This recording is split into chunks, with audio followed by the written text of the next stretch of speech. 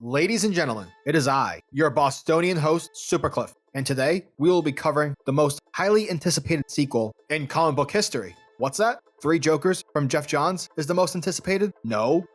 Shame on you, because goddammit, Leviathan Dawn, issue number 1, is the future. Written by Brian Michael Bendis and drawn by Alex Maleev. This issue begins right after the events of Event Leviathan, and during Bendis' Superman arc, where he announces to the world that Clark Kent and Superman are one and the same. And it's here where we pick up with Steve Trevor, and ever since Event Leviathan, Steve has been locked up for being suspected as Leviathan. Now clearly he isn't, which is why we are met with Kingsley Jacobs, who proceeds to break Steve from his jail cell. Jacobs informs Steve that Leviathan was revealed to be Mark Shaw, thereby clearing Trevor's name. Seeing that the guards are knocked out, Steve demands to know who Jacobs works for, but Kingsley assures Steve that he has no need to worry, for the world is in need of Steve Trevor's skills, and it's with that where the duo make their escape.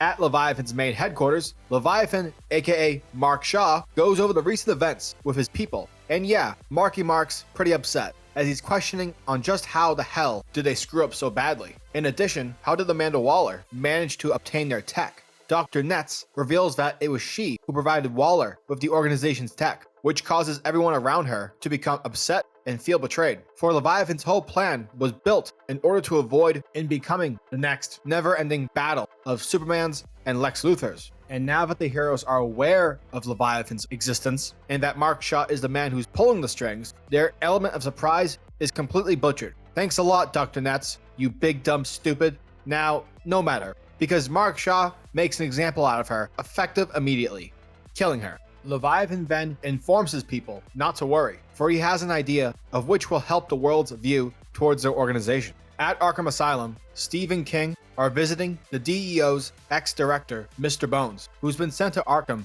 after being admitted due to going nuts during Leviathan's takeover. Mr. Bones tells both Steve and King, that's weird, that he would really appreciate it if he could speak with Mark Shaw. And since that's the common interest that the trio share, they move out and travel to Seattle. Yeah, it's probably Seattle. Green Arrow's turf, where the Emerald Archer is currently attempting to apprehend Leviathan goons at one of their hideouts. Unfortunately, Green Arrow fails to take them down, for the Leviathan soldiers teleport themselves out of the situation, though they do leave behind a piece of their tech. A pissed off Green Arrow is then met with Steve and Mr. Bones, who are there to recruit the hero to take down Leviathan once and for all. Afterwards, in Iron Heights, Steve Trevor shows up to check in on Talia al Ghul, who has been locked up ever since the end of Event Leviathan. Inside her cell, we see Talia giving the beatdown to Killer Croc. Steve informs Talia that he plans to end Leviathan officially, and that he wants to recruit her for a new team. And that team is a new iteration of the team Checkmate, which includes Kate Spencer, Steve Trevor, Lois Lane, Green Arrow,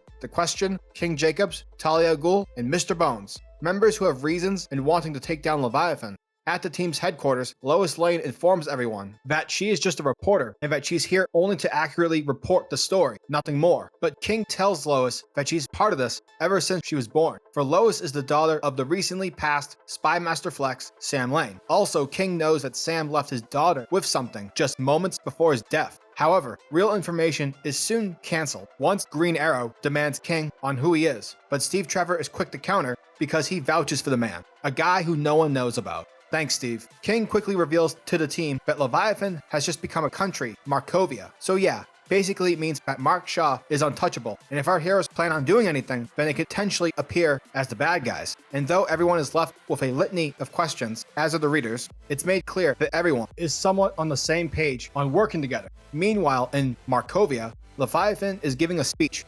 proclaiming that Leviathan is a collective mind, an entity working towards a new tomorrow. And while that's happening, Leviathan forces undergo their upcoming plans, world domination. And that was Leviathan Dawn, issue number 1. And why on God's green earth is this story getting a sequel?